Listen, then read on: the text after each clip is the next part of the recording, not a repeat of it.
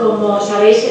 desde que se hicieron las transferencias, el Instituto de Aragonés de Empleo es el que en Aragón ejecuta las políticas activas de empleo. Y entre estas políticas activas están las escuelas taller y talleres de empleo. Son programas mixtos de empleo y formación y siempre decimos que son unos a los que tenemos siempre más cariño porque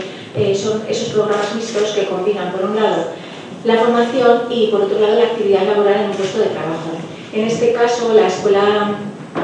taller os ha ampliado a los 16 alumnos y la financiación, la subvención del INAE es más de 204.000 euros, que ha sido gracias a la financiación siempre del Fondo Social Europeo.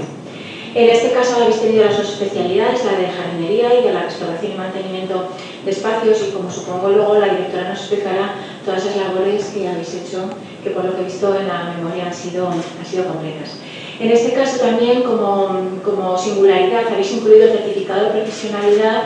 de actividades auxiliares en viveros y jardines. Quiero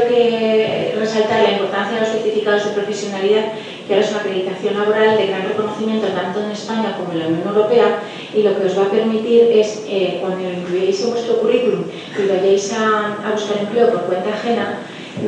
vais a saber perfectamente el empresario qué perfil profesional tenéis y en lo que os habéis capacitado. Este certificado de profesionalidad con todas sus unidades de competencia, más toda la formación que tenéis de INAE, llamamos transversal, a la que le damos siempre tanta importancia: sensibilización medioambiental, igualdad de género, prevención de riesgos, más todas las visitas que habéis realizado, las charlas a las que habéis asistido, podemos decir que es una formación que habéis tenido, una formación completa, de una formación de calidad.